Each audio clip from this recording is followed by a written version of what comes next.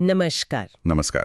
आज हम एक बहुत ही आम सवाल पर बात कर रहे हैं। हाँ, जो सुनने में तो आम है पर जवाब देना कई बार मुश्किल हो जाता है। बिल्कुल, आप कहाँ से हैं, ये सवाल। और अक्सर होता ये है कि इसका जवाब बातचीत को आगे बढ़ाने के बजाय वहीं रोक देता है। हाँ, तो इसीलिए आज हम शहर को नग्न ना करें किताब के कुछ अंशों को देख रहे हैं, ये समझने के लिए कि कैसे इस सवाल को मतलब बोरिंग जवाब देने की जगह एक दिलचस्प बातचीत शुरू करने का जरिया बना सकते हैं। सही कहा। हमारा मकसद ये समझना है कि भाई सिर्फ शहर का नाम बताकर, जिसे स्रोत कहता है जमे हुए भूगोल की ईंट। हाँ, वो ईंट जो बातचीत पर गिर जाती है। हाँ, तो वो ईंट फेंकने के बजाय कैसे कुछ ऐसा जोड़ें कि बात आगे बढ़े, सामने वाले को ये ना सोचना पड़े कि ओह अच्छा अब क्या पूछूं। बिल्कुल।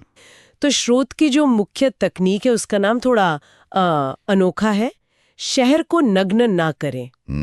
इसका मतलब क्या हुआ? मतलब ये कि जब कोई पूछे आप कहाँ से हैं, तो सिर्फ शहर का नाम मत बताइए, उनकी कल्पना पर, उनके दिमाग पर जोर मत डालिए, उन्हें बातचीत के लिए कुछ सिरा दीजिए। हाँ, कोई चारा जैसा वो कहते हैं। हाँ, कोई चारा। और देखिए, ये मनोवैज्ञानिक रूप से भी काम करता है। जब आप सिर्फ नाम बताते हैं तो एक तरह का दबाव आ जाता है सामने वाले पर कि अब वो बातचीत को खींचे। सही। लेकिन अगर आप साथ में कोई दिलचस्प बात जोड़ देते हैं तो आप उन्हें एक आसान रास्ता दे रहे हैं। आप उन्हें क्या कहते हैं, एक इशारा दे रहे हैं कि हाँ, मैं बात करने को तैयार हूं। बिल्कुल। जैसे लेखक ने अपना ही एक अनुभव बताया। वो कोलंबस ओहायो की एक महिला से मिले। हाँ, मैंने पढ़ा वो। और शहर का नाम सुनकर उनके दिमाग में कुछ आया ही नहीं। मतलब एकदम ब्लैंक। और बातचीत वहीं ठप। वहीं खत्म।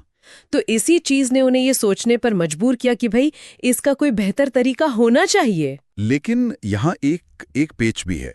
स्रोत ये भी कहता है कि ये जो चारा है ये सबके लिए एक जैसा नहीं हो सकता। हाँ, ये महत्वपूर्ण है। जैसे वो कहते हैं, झींगा या शाक के लिए अलग चारा। आपको थोड़ा अंदाजा लगाना होगा कि सामने वाला कौन है, उसकी रुचि किसमें हो सकती है। सही बात है, मतलब कॉन्टेक्स्ट देखना पड़ेगा। हाँ बिल्कुल। तो जैसे उदाहरण के लिए मान लीजिए आप वॉशिंगटन डीसी से हैं और आप किसी आर्ट गैलरी में हैं। तो आप क्या कह सकते हैं? आप कह सकते हैं मैं डीसी से हूँ, आपको पता है इसे उसी आर्किटेक्ट ने प्लान किया था जिसने पेरिस को किया था। अच्छा, हाँ, ये तो उस माहौल के लिए एकदम सही है। इससे कला पर, आर्किटेक्चर पर बात शुरू हो सकती है। बिल्कुल, पर यही बात शायद किसी पार्टी में उतनी अच्छी ना लगे। हाँ, शायद नहीं, वहाँ शायद कुछ हल्का फुल्का चाहिए। तो पार्टी में आप शायद मजाकिया अंदाज में कह सकते हैं, हाँ डीसी से हूँ, अरे जब मैं वहां बड़ा हो रहा था तब हर लड़के के लिए 7 लड़कियां थीं। हाँ, ये अलग तरह की बातचीत शुरू कर सकता है, रिश्तों पर या शहर की डेमोग्राफी पे। हाँ, और अगर आप किसी राजनीतिक इवेंट में हैं तो जाहिर है वहां आप कोई राजनीतिक तथ्य बता सकते हैं। ठीक है, ये समझ आया। लेकिन फिर सवाल ये है कि ये दिलचस्प बातें, ये चारा, ये आएगा कहाँ से? क्या हमें अपने शहर पर पूरी पीएचडी करनी पड़ेगी? नहीं, उतना मुश्किल नहीं है। स्रोत कुछ आसान रास्ते सुझाता है। जैसे आप अपने शहर के चेंबर ऑफ कॉमर्स की वेबसाइट देख सकते हैं। अच्छा। या कोई हिस्टोरिकल सोसाइटी हो उनसे पता कर सकते हैं। आजकल तो विकिपीडिया या शहर की अपनी वेबसाइट पर भी काफी मजेदार तथ्य मिल जाते हैं। हाँ, ये तो है। बस कुछ खास बातें पता कर ले, थोड़ा इतिहास, भूगोल, कोई बिजनेस का आंकड़ा या कोई अनोखा किस्सा, बस 2-4 बातें काफी हैं। अच्छा, तो वो जो कोलंबस ओहायो वाला उदाहरण था, उस पर वापस आते हैं। अगर कोई वहां से है तो वो अलग अलग लोगों को क्या बता सकता है? तो आप कह सकते हैं कोलंबस एक बहुत बड़ा टेस्ट मार्केट है। कंपनियां अक्सर यहाँ नए प्रोडक्ट टेस्ट करती हैं क्योंकि इसे अमेरिका का सबसे अमेरिकी शहर माना जाता है।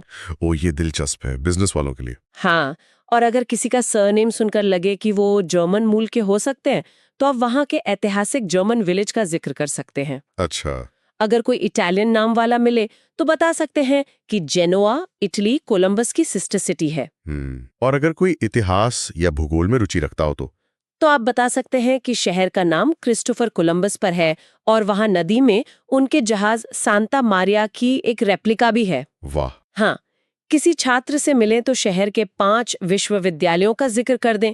कोई कला प्रेमी हो तो कलाकार जॉर्ज बेलोस का नाम ले सकते हैं जो वहीं से थे। तो मतलब आपके पास अलग अलग लोगों के लिए अलग अलग जानकारी तैयार होनी चाहिए, थोड़ी सी। हाँ, बस थोड़ी सी, ताकि आप मौके के हिसाब से सही चारा फेंक सकें। स्रोत में एक और मजेदार बात थी कि आप ये भी बता सकते हैं कि अमेरिका में कोलंबस नाम के 15 और शहर हैं। हाँ, ये तो अपने आप में एक बातचीत शुरू कर सकता है। अच्छा, सच में? कहाँ कहाँ? बिल्कुल। तो असल मुद्दा यही है कि आप सामने वाले को कुछ पकड़ने को दे रहे हैं, उन्हें सोचने पर मजबूर नहीं कर रहे हैं, बल्कि उन्हें बोलने का मौका दे रहे हैं। एकदम सही। तो सार यही है कि अगली बार जब कोई पूछे आप कहाँ से हैं, तो सिर्फ शहर का नाम बताकर चुप मत होइए। हाँ, उसे नग्न मत छोड़िए।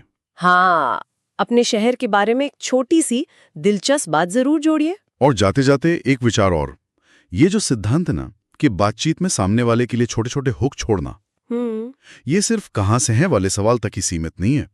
सोचिए हम रोजमर्रा की छोटी छोटी बातचीत को कैसे ज्यादा आकर्षक बना सकते हैं। सही बात है, ताकि वो सिर्फ एक सवाल जवाब का सिलसिला ना लगे। जगह का नाम ही काफी होता है अगर वो थोड़ा अनोखा हो। हाँ, जैसे वो गहाना ओहायो वाला किस्सा था। हाँ जिसका हिब्रू में मतलब है नरक, लेखक के दोस्त ने बताया था। अब ये नाम ही अपने आप में बातचीत शुरू करने के लिए काफी है। बिल्कुल। तो ये थी हमारी आज की चर्चा। सोचने के लिए एक दिलचस्प नुक्ता जरूर है। हाँ बिल्कुल।